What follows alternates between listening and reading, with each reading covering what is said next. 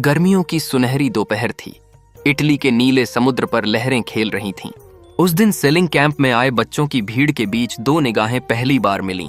एक तरफ थी सारा, जिंदा दिल, चुलबुली और मुस्कान में जादू समेटे हुए। दूसरी तरफ था लोरेंजो, थोड़ा शांत मगर गहरी आंखों वाला, जिसे देखकर लगता था जैसे उसमें कोई सच्चाई छुपी है। पहली मुलाकात में ही दोनों की नाव एक साथ चल पड़ी, और शायद किस्मत भी। शुरुआत में उनकी बातें हल्की फुल्की थीं, मौसम की, पढ़ाई की, शौक की, मगर धीरे धीरे दोनों एक दूसरे के लिए खास बनते चले गए।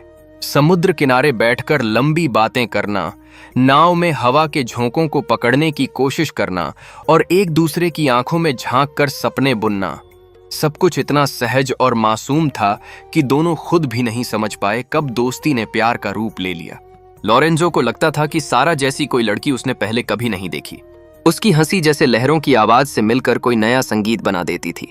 मगर सारा के दिल में एक गहरा राज दबा था। उसे मस्कुलर डिस्ट्रॉफी नाम की गंभीर बीमारी थी, एक ऐसी बीमारी जो धीरे धीरे उसके शरीर को कमजोर कर रही थी।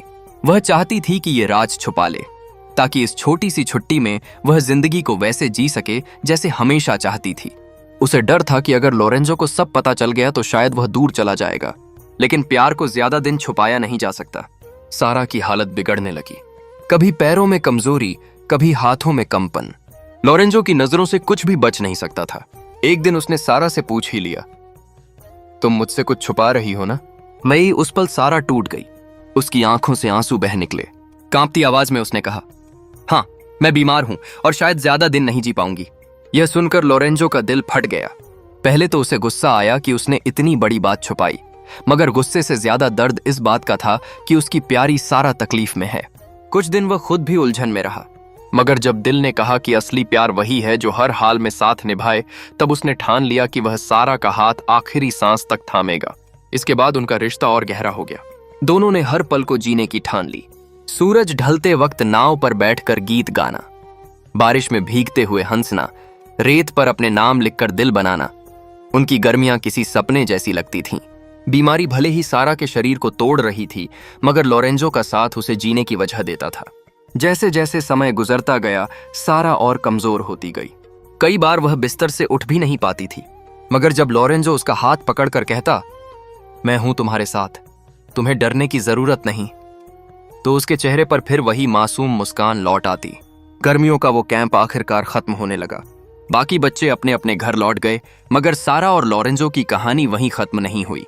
सारा जानती थी कि उसके पास वक्त बहुत कम है। उसने लोरेंजो से कहा, अगर मैं न भी रहूं तो वादा करो कि हमारी यादों को हमेशा जिंदा रखोगे। लोरेंजो ने उसका हाथ कसकर पकड़ लिया और बोला, तुम हमेशा मेरी जिंदगी का हिस्सा रहोगी सारा। प्यार मौत से भी बड़ा होता है। इसके बाद सारा की सेहत धीरे धीरे और गिरती गई, मगर उनके बीच का रिश्ता इतना गहरा हो चुका था कि मौत भी उसे मिटा नहीं सकती थी। जब लोरेंजो अकेला समुद्र किनारे बैठता, लहरों की आवाज उसे सारा की हंसी की तरह सुनाई देती। हर हवा का झोंका, हर डूबता सूरज, हर चमकती लहर उसे उसी की याद दिलाता।